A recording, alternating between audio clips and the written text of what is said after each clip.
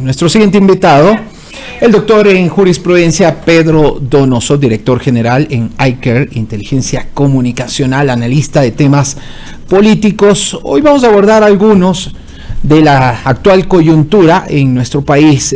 Si bien es cierto, hoy se va a hacer el anuncio oficial de la próxima consulta popular, me gustaría conocer el punto de vista de Pedro Donoso respecto a ese tema, pero me gustaría, arrancar con un tema que me llamó muchísimo la atención y que está relacionado también con un pronunciamiento de la Secretaría General de Comunicación de la Presidencia el pasado día viernes y que ameritó también una respuesta de nuestro invitado a propósito del anunciado juicio político en la Asamblea Nacional al ministro del Interior, Patricio Carrillo. Se emitió un comunicado, el doctor Donoso lo cuestionó, no solamente en cuanto tiene que ver a la forma, sino al fondo, y me gustaría justamente empezar por allí.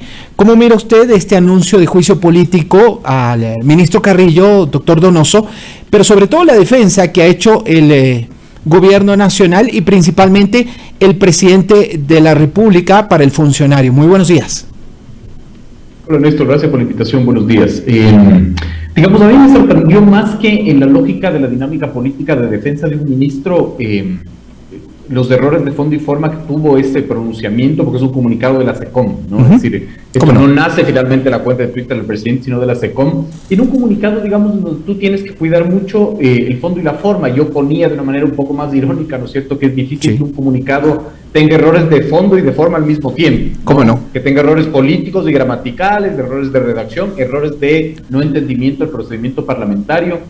Y más allá de la anécdota, es preocupante que de una u otra manera desde, ¿no es cierto?, la Secretaría de Comunicación ni siquiera se entiende el procedimiento parlamentario, porque el CAL finalmente está obligado a calificar un juicio político, es decir, no es que es, subjetivo o que el CAL de una u otra manera, puede decir no, en tanto en cuanto evidentemente se cumplan, ¿no es cierto?, los requisitos de forma. Me parece que es evidente que el presidente tiene que defender a sus ministros, sino quién, eso es correcto, ¿no es cierto? Pero creo que las lógicas, deben ir por otro ámbito, en un ámbito más de proyectar o poner sobre la mesa, ¿no es cierto?, los logros de una gestión o el plan, programa, proyecto, etcétera, y creo que esa es la mejor defensa, más allá finalmente de un mal dado comunicado, que yo creo que es más para la anécdota que para otra cosa. Ahora ya si hablamos acerca del juicio político anunciado hasta aquí, por lo menos, y la intención de interpelar al ministro Carrillo, ¿es acertado o no es acertado? ¿Cómo lo mira usted, doctor Donoso?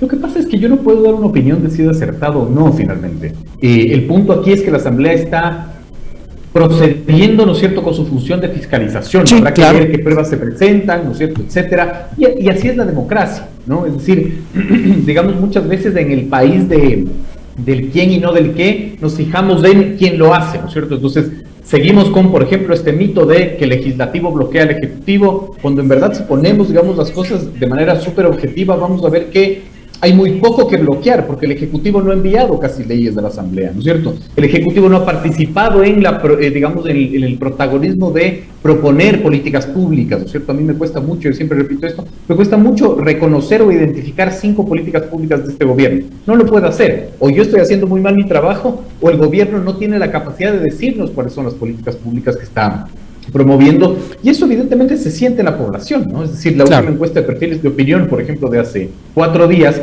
habla otra vez que el pesimismo ya está rondando, ¿no es cierto?, el 93%, ¿no? Hablamos de, por ejemplo, el pesimismo futuro relacionado con la política. 6 de cada 10 creen que el escenario político va a empeorar, 6 de cada 10 creen que el escenario económico va a empeorar, 7 de cada 10 creen que el desempleo va a aumentar y 8 de cada 10 creen que la inseguridad va a aumentar.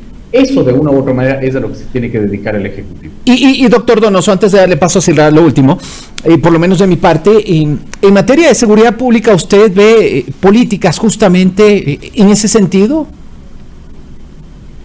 No, no, en ningún ámbito veo política pública. Es decir, para que los radioescuchas, las personas que nos miran entiendan, la política pública es el plan, el programa y el proyecto, ¿no es cierto?, que plantea un ejecutivo, digamos, centralizado, un ejecutivo descentralizado, debidamente financiado para resolver los problemas, ¿no es cierto?, de la ciudadanía. Ni, digamos, en el ámbito de la inseguridad, ni en el ámbito de la salud, ni en el ámbito de la educación, ni en el ámbito de la cultura, ni en el ámbito de lo que sea, ¿no es cierto? No se ve, digamos, política pública en el Ejecutivo. Estamos viendo que el Observatorio, por ejemplo, del Gasto Público había publicado ese informe muy interesante que dice que en promedio el Ejecutivo ha ejecutado presupuestariamente menos del 40%. Ese es, digamos, el gobierno, ¿no es cierto?, que tenemos. Entonces, el punto ahí es que creo que el gobierno lo que tiene que hacer es empezar ya a gobernar. 7 de la mañana, 44 minutos. El doctor Pedro Donoso, nuestro invitado a esta hora. Silra Traslaviña también tienen preguntas para él. Muy buenos días, Pedro Donoso. Bueno, quisiera iniciar con la pregunta de cajón. Hoy se van a presentar, ha dicho el Ejecutivo que hoy que ya tiene las preguntas listas para la consulta popular, que las va a presentar hoy. Quisiera saber cuál es más o menos la lectura, porque se ha mantenido con un hermetismo total, no se ha realizado temas de ciudadanía, un poco de socializar, de conversar. Vemos a un gobierno bastante desconectado con los ciudadanos y que ahora va a simplemente publicar, mostrar las preguntas que ya tiene listas, que no sabemos con quiénes las trabajó, seguramente con su cúpula, con sus asesores, pero que realmente, ¿qué podemos esperar de esto? Es muy interesante, Silvia, buenos días, lo que usted pregunta, porque un hecho político como la consulta popular no nace ni se desarrolla en un ámbito ajeno a la dinámica social y política que está viviendo un país. Y un hecho político siempre, o por lo menos es la metodología que nosotros usamos en el gabinete estratégico que yo dirijo, un gabinete, digamos, un hecho político hay que analizarlo en el antes, en el durante y en el después. Y usted acaba de describir que no hay un antes. Es decir, más allá además de que durante 2 ocasiones, ¿no es cierto?, se anunció y se promocionó una consulta popular que nunca llegó, diciembre y abril, ¿verdad? Más allá de ese antes no hay un antes. ¿Y qué quiero decir yo con un antes? Que el momento en que tienes, además, un ejecutivo supremamente debilitado, en esta última encuesta que yo les citaba de perfiles de opinión, menos del 18% califican de buena la gestión del ejecutivo, ¿no es cierto? Si digamos tú tienes un ejecutivo tan débil, ese antes es clave para ganar una consulta popular. ¿Qué quiere decir ese antes? Que de una u otra manera pongas, ¿no es cierto?, en la dinámica mediática política, mediática social, mediática digital, a discutir los conceptos que tú quieres que se discutan en esa consulta. Que se involucre la ciudadanía de alguna forma. Exactamente, eso es lo que iba a decir. Abres un gran frente para incluir finalmente a la ciudadanía, a los distintos estamentos, ¿no es cierto? Los consultas previo a la consulta, ¿no es cierto? Es decir, tiene que haber una consulta previa a la consulta. Haces que todos discutamos finalmente estos conceptos para que ir a las urnas sea el último recurso. Es decir, cuando ya esté ese concepto suficientemente trabajado, la ciudadanía pueda tener claro qué es lo que quieres hacer. Durante las 11 consultas populares que el Ecuador ha tenido desde el regreso a la democracia, hemos visto que siempre han fracasado en 2 ocasiones, Sisto Durán Ballén y León Febres Cordero, han fracasado cuando, digamos, su calificación de gestión ha sido muy baja, porque usualmente las consultas populares, los referéndums, son referéndums aprobación del gobierno, de gestión de un presidente. Exactamente, ¿no? Entonces, claro, es muy difícil que tú logres, digamos, establecer un éxito en una consulta popular si no has trabajado en el antes, como usted muy bien lo dice. Ahora, Pedro, ¿qué hay detrás de este hermetismo? ¿Por qué no se ha consultado? ¿Es tal vez falta de estrategia política del gobierno? ¿Es ignorancia? ¿Es desconocimiento? ¿O hay qué interés hay por ahí para no haber consultado y mantener estas preguntas en total hermetismo? No sabría decirle, digamos, creo que, digamos, como hipótesis lo planteo, creo que no se entiende finalmente que la dinámica política y social es distinta. Es decir, digamos, un poco lo que decía Néstor antes, ¿no es cierto? Yo veo un ejecutivo bastante desconectado, ¿no es cierto?, con lo que está sucediendo, ¿no? Es decir, digamos, si uno quiere plantear, ¿no es cierto?, unas preguntas, como decía, o el manejo o la dinámica de conceptual, ¿no es cierto?, resignificar los conceptos, de crear una nueva dinámica, una nueva, digamos, discusión, digamos, hay una falta de estrategia política de entendimiento, ¿no es cierto?, y sobre todo de entender el timing. En política el tiempo es fundamental. Entonces el Ejecutivo, ¿no es cierto?, a ver, para replantear un poco, ¿no es cierto?, en el Ecuador estamos en campaña electoral cada 2 años, ¿no es cierto? Es decir, digamos, cada 2 años nos enfrentamos a un proceso electoral. Para alguien que esté en el ejercicio del poder, enfrentar un proceso electoral, por más de que no le afecte directamente, es decir, que no sea una elección nacional, sino que pueda ser seccional, por ejemplo, hay o provoca un desgaste, ¿verdad? Porque quien está en el Ejecutivo, quien está en el poder, genera, digamos, una capacidad de ser el pararrayos de la crítica y la oposición. Eso es absolutamente normal. Entonces, no le basta al Ejecutivo con tener que enfrentar unas seccionales en febrero, ¿verdad? Ahora quiere sumar una consulta popular en esa dinámica y en ese terreno. ¿Por qué traigo a colación esto? Porque también, ¿no es cierto?, en la tarima de la elección seccional va a meterse la consulta popular. Y ahí vamos a ver, por ejemplo, candidatos de oposición al gobierno queriendo hacer oposición a la consulta popular. Entonces, no solo te quieres enfrentar a un proceso eleccionario seccional, sino también le aumentas, digamos, el tema de la consulta popular, que es bastante complejo. Y sin el antes, es un proceso que va a ser muy, muy complejo para enfrentar al Ejecutivo. Bien, esas algunas de mis inquietudes específicamente en este tema. Le devuelvo la palabra a mi compañero Néstor. Justamente, Pedro, sobre esto último que usted nos está diciendo sobre el contenido y la referencia de Silra respecto a la poca información previa sobre lo que va a ser el contenido de esta consulta Diario El Universo, esta mañana ya adelanta algunos de los temas, por ejemplo, y voy a citar textualmente lo que publica en su edición digital: propondrá el trabajo conjunto de Fuerzas Armadas y la Policía Nacional, extradición de ecuatorianos involucrados en delitos relacionados con el crimen organizado internacional y la independencia de la Fiscalía General en la selección, capacitación y sanción de sus servidores que ahora dependen de la Judicatura. Hasta allí eso, por ejemplo, que ya es público. Doctor Donoso, ¿cómo lo mira?